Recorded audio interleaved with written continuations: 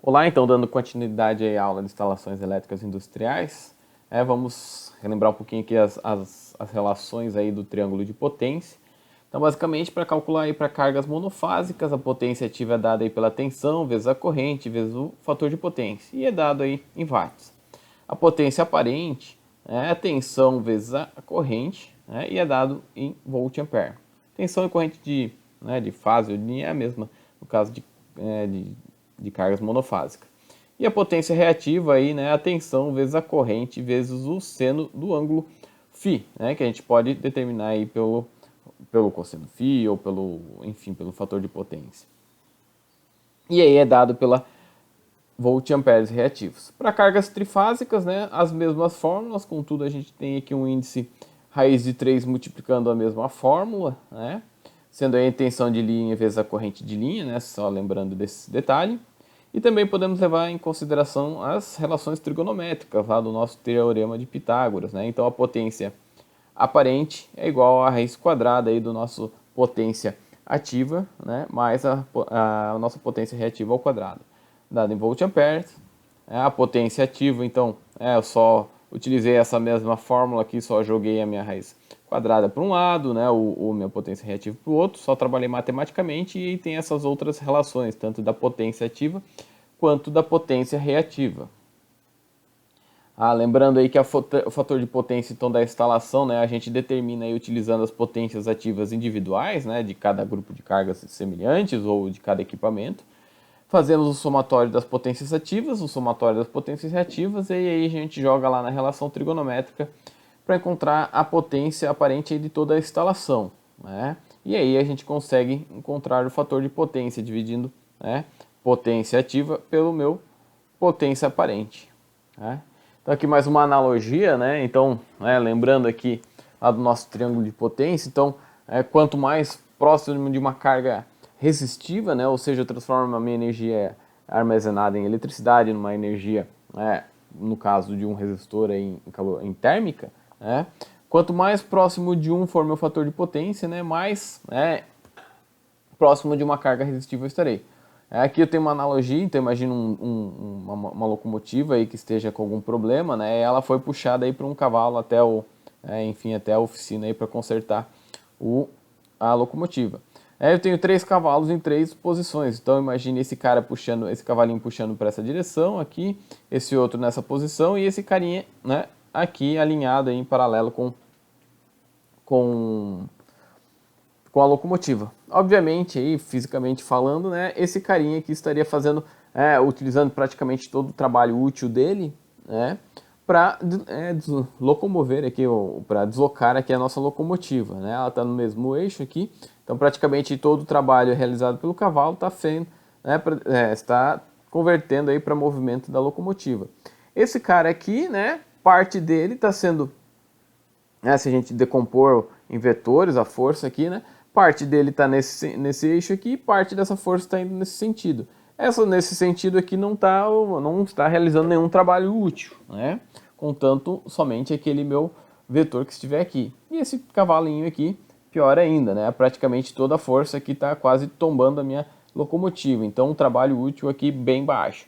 A gente pode levar isso como uma analogia para o fator de potência, Quanto mais baixo for o meu ângulo aqui entre a minha potência ativa e minha potência ativa e minha potência aparente, melhor, eu estarei executando mais trabalho útil com a mesma energia, só fazendo uma relação. Então a gente pode jogar isso aí para o nosso triângulo de potência elétrica.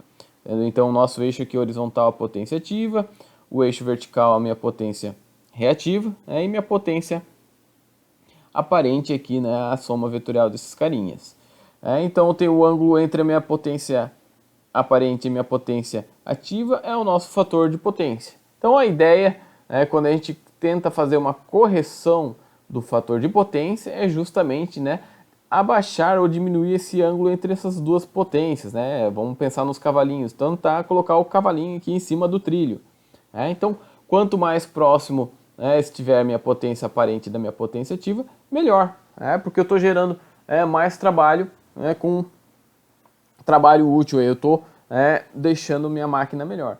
Então, causas aí que podem, na parte elétrica aí, que podem gerar fatores de potências baixos. Por exemplo, motores e transformadores trabalhando a vazio ou superdimensionados, grandes quantidades de reatores e equipamentos eletrônicos, fornos de indução, a arco e máquinas de solda, grande quantidade de motores de pequena potência em operação por um longo período de tempo, né? Então, num ambiente industrial, aí, esses carinhas aí podem, fazer algum problema aí com o nosso fator de potência e diminuí-lo. Tá? Existe uma legislação, já bastante antiga, vamos dizer assim, que existe aí uma obrigatoriedade de se manter um fator de potência o mais próximo de 1, justamente para evitar aqueles problemas ali com a minha rede de transmissão. Então, esse decreto aí, então, foi feito pelo Departamento Nacional de Águas, e houve aí um novo limite aí mínimo aí, então, para o meu fator de potência, tanto indutivo quanto capacitivo, de 0,92. E também houve uma redução do período de avaliação de mensal para horário. Então, existe também aí, em relação ao horário, das 6 da manhã até as 24 horas da noite, ou meia-noite, vamos dizer assim, o fator mínimo de potência aí que se deve ter é de 0,92 do tipo indutivo. Das 24 horas da manhã, da noite, ou meia-noite até as 6 da manhã, o fator mínimo aí é de 0,92 capacitivo. Ou seja, teoricamente esse horário aqui é o comercial, o horário aí que a maioria das indústrias estão operando, enfim, então tem mais equipamentos ligados, fornos, motores, enfim, a situação aí da minha rede vai se aparentar, vai ser como se fosse uma rede mais próxima da indutiva. Então, da meia-noite às 6 da manhã, teoricamente, todos aqueles equipamentos lá estão sendo ou menos utilizados ou sendo desligados, então minha rede pode se comportar basicamente como capacitivo. Então, tanto seja o horário, eu não posso abaixar a minha relação lá de potência aparente e potência ativa, ou seja, o fator de potência, abaixo de 0,92. Então, aqui, por exemplo, é o gráfico aí de monitoramento de um fator de potência, vamos supor aí, de uma indústria, num dia, das 0 horas até as 0 horas do dia seguinte. Então aqui um gráfico, então a linha horizontal aqui eu tenho o fator de potência 1, então o ideal. E aqui um limite superior e um limite inferior aqui, então 0,92 carga indutiva e aqui cargas capacitivas, Então, se a gente olhar direito nesse gráfico, o que acontece? Então, aqui às 3 da manhã, da madrugada, vamos dizer aqui, o meu fator de potência dessa indústria, de exemplo, se tornou aí capacitivo. Então, o que aconteceu? Nesse ponto aqui, ela vai ser sobretaxada, essa indústria. Então, aqui no outro horário, aqui nesses dois picos aqui, também, aqui houve dois picos do tipo indutivo, ficou abaixo de 0,92. Aqui a minha concessionária provavelmente vai sobretaxar essa indústria. Esses outros picos aqui, também fora dos limites, só que foi com outro comportamento. Por exemplo, aqui foi 5 horas da manhã, só que foi do tipo indutivo. Então não vai haver, não há razão para sobretaxar essa indústria. Aqui também, só que aqui foi capacitivo, alguma razão, sei lá, houve manutenção, alguma coisa, por alguma razão se tornou capacitivo, só que foi 9 horas da manhã, então não tem por que sobretaxar. E aqui, às 9 horas da noite, também da mesma forma, foi capacitivo, só que não está entre as 0 e as 6 horas da manhã. E por que a gente deve corrigir, então, o fator de potência?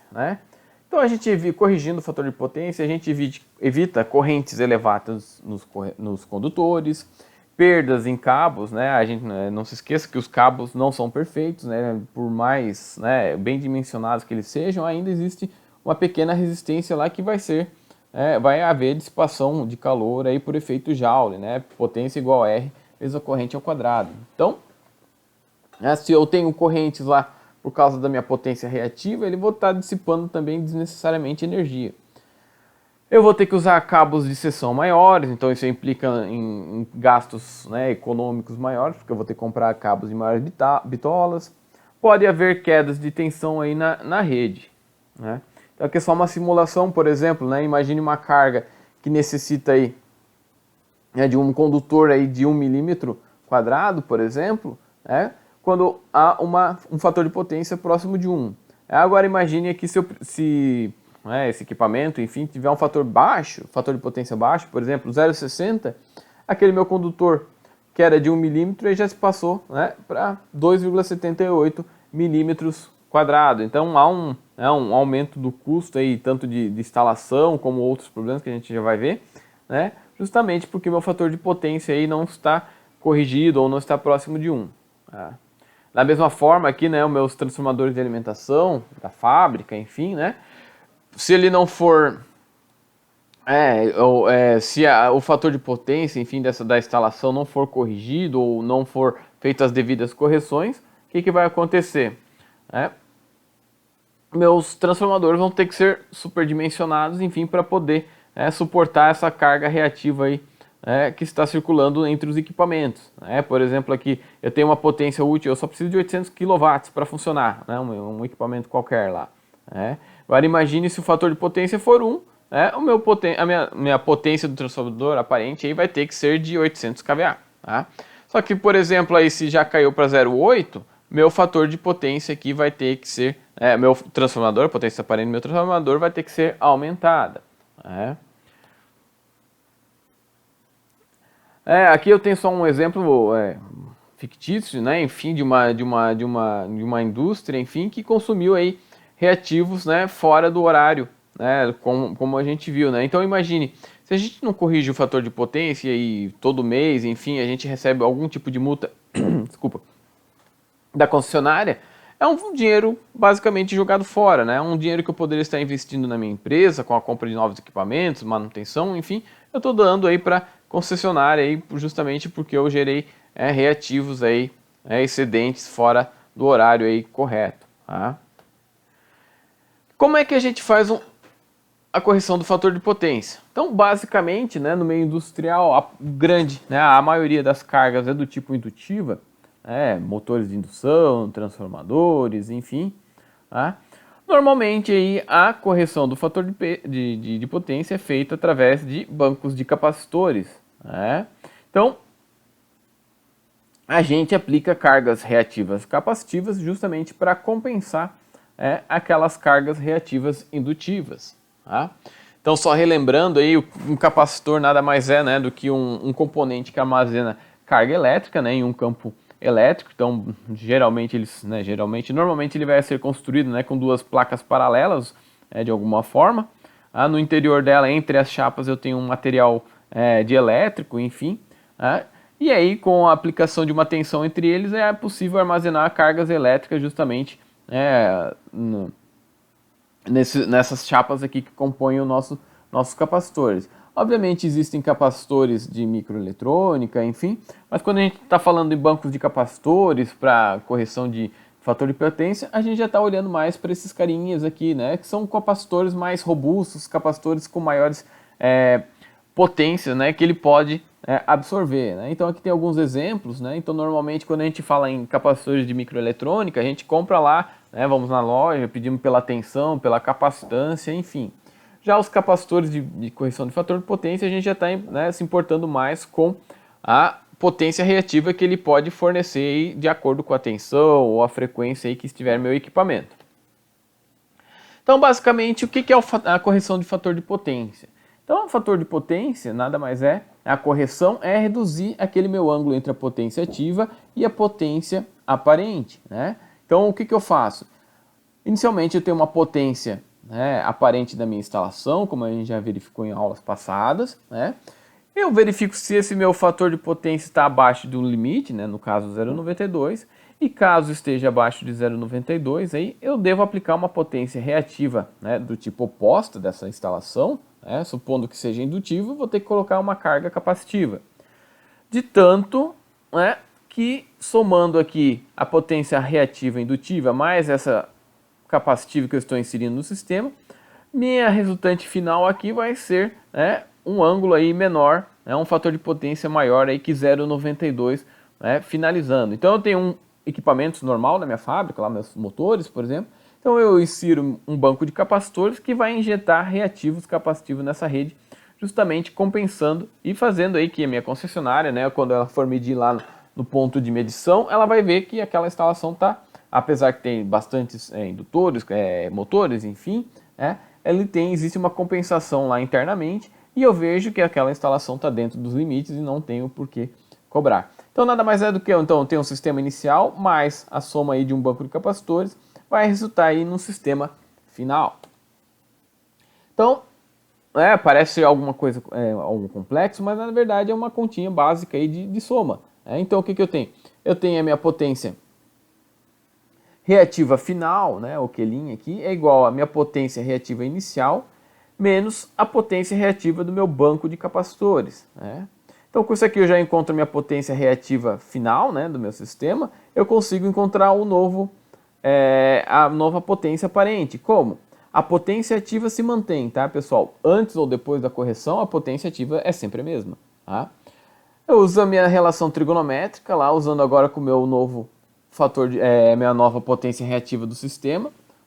Elevo ao quadrado, tiro a raiz, eu encontro minha nova potência aparente, ou a potência aparente final do sistema. E aí eu consigo calcular meu fator de potência depois da correção. Como? Pela mesma relação de potência ativa dividida pela potência aparente. A potência ativa se mantém, tanto quanto antes ou depois da correção, dividida aí pela minha potência aparente aí depois da correção. Tá? Então, pessoal, eu sugiro aí então, que vocês deem uma lida novamente aí no material, vejam os exemplos, tá? E o exercício. E aqui eu tenho 3 exercícios bem tranquilo para a gente treinar aí essa parte. Então, o que acontece? Então, uma instalação, aqui o primeiro exemplo, uma instalação demanda 100 kW, então eu estou falando da potência ativa. E possui um fator de potência 0,85, então eu já dei para vocês o fator de potência dessa instalação. Então, dimensione o banco de capacitores de forma a corrigi-lo para 0,92. Então, eu tenho aqui meu fator de potência inicial, meu fator de potência final, tenho minha potência ativa e através dessas relações aqui eu consigo facilmente encontrar. Tá? O número 2 aqui, um motor então de 15 kW com uma potência aparente de 18,5 kVA. Então aqui se eu fizer essa continha, 15 dividido por 18,5, eu já tenho o fator de potência desse motor. Tá? Da mesma forma, dimensione o banco de capacitores para corrigir aí para 0,92. Provavelmente esse valor aqui vai dar menor que 0,92. Então determine um banco de capacitores que eu deveria ligar em paralelo aí com esse motor para que meu fator de potência não ficasse abaixo de 0,92. E que por último uma indústria demanda 180 kW para funcionar e foi necessário um banco de capacitores de 20 kVAr para corrigir seu fator de 0,92. Com base nisso, determine o fator de potência inicial dessa instalação. Então, eu já estou dando aqui a minha potência do meu banco de capacitor, estou dando a potência ativa, o meu fator de potência final, e eu faço, vamos dizer assim, meu trabalho inverso aqui, a continha inversa, para eu descobrir qual que é o fator de potência se por acaso aquele banco de capacitor for removido. Tá? Então, pessoal, tentem resolver por vocês mesmos, tá? Mais para frente aí eu vou colocar provavelmente aí, um vídeo, uma videoaula, enfim, para corrigindo esses problemas. Se tiverem dúvidas, mandem uma mensagem, tá? E até a próxima!